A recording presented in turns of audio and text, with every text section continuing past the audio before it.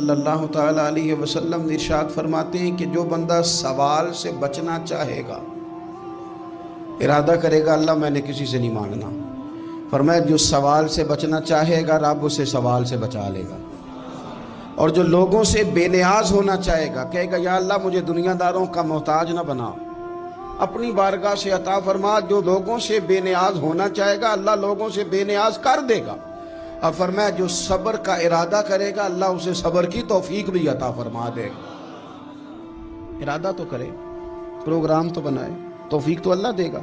جو صبر کا ارادہ کرے گا اللہ صبر کی توفیق بھی عطا کر دے گا۔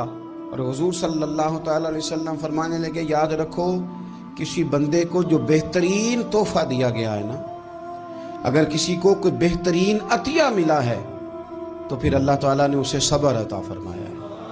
یہ بہترین تحفہ ہے، اس سے زندگی سنور جاتی ہے، اس سے انسان باوقار اور مطمئن ہو جاتا ہے، اس سے اس کے شب و روز آسانی سے بیتتے، وہ دنیا کی پگڈنڈیوں سے آسانی سے گزر کے اللہ کی بارگاہ عالی مرتبت میں سرخرو ہو کر حاضر ہو جاتا ہے۔ لیکن اگر بے حوصلہ ہو، صبر نہ ہو، پھر نقصان روز بروز بڑھتا ہے۔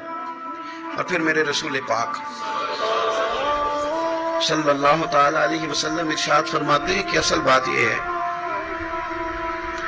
کہ اللہ تعالیٰ نہ کسی بندے کا درجہ بلند کرنے کا ارادہ فرماتا ہے، لیکن اس کے اعمال اس طرح کے نہیں ہوتے کہ اس کا درجہ بلند کیا جائے۔ اب رب کیا کرتا ہے، اللہ تعالیٰ اس کو مال کی، جان کی، اولاد کی کسی مشکل میں ڈال دیتا ہے، اس مصیبت پر وہ بندہ صبر کرتا ہے تو اللہ تعالیٰ اس کا درجہ بلند فرما دیتا ہے۔ اعمال اس قابل نہیں تھے کہ درجات بلند ہوں، وہ اعمال کی بنیاد پر نہیں کر سکتا تھا تو اللہ نے کسی مشکل میں ڈال کے نہ اپنے فضل سے درجہ بلند کر دیا۔ اب جو راہ طریقت کا مسافر تھا، جو سلوک کی منازل طے کر رہا تھا، جو اللہ رسول کے قریب جانے چاہ رہا تھا، اس کے لیے کتنی آسانی ہو گئی کہ مجاہدہ تو زیادہ نہ کر سکا، کثرت سے نفلی صوم و صلات کا بندوبست تو نہ کر سکا، تھوڑا سا صبر کیا، رب نے اپنا اور اپنے محبوب کا قرب عطا فرما دیا۔ تو یہ تو آپ صبر کرنے کے لیے جب نکلے ہیں تو آپ نے تو رب رسول کو پا لیا۔ یہ صبر تو وہ والا سفر ہے جس کی جو منزل ہے وہ اللہ رسول کا قرب ہے۔ ہم لوگ تھوڑی تھوڑی باتوں میں حوصلہ ہار جاتے ہیں، صبر چھوڑ جاتے ہیں، پریشانی بڑھ جاتی ہے، پتہ نہیں ایسے محسوس ہوتا ہے کہ جیسے یہی بندہ دنیا کا سب سے دکھی بندہ ہے۔ تو ایک تو یہ کہ ذاتی حیثیت سے صبر کرے، ایک یہ کہ پھر دشمن کا جب مقابلہ ہو، آمن نصبرو و صابرو، آپ کا جب مقابلہ سامنے کسی کے ساتھ ہو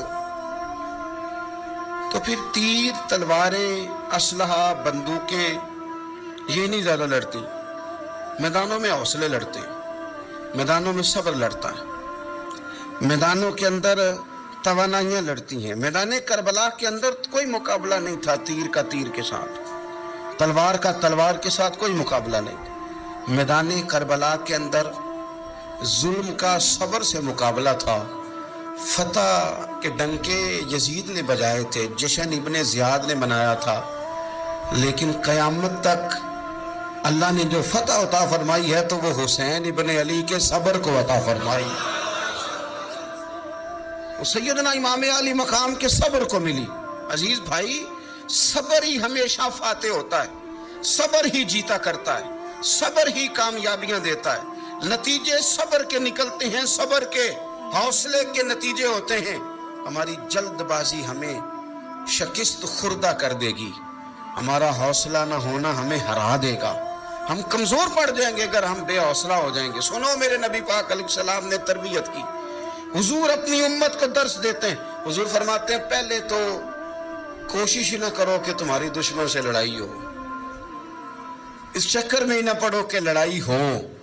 مسلمان امن والے ہیں، یہ پرامن لوگ ہیں، یہ امن پسند ہیں، یہ داعیے امن ہیں، یہ معاشرے میں مومن ہونا امن کی علامت ہے۔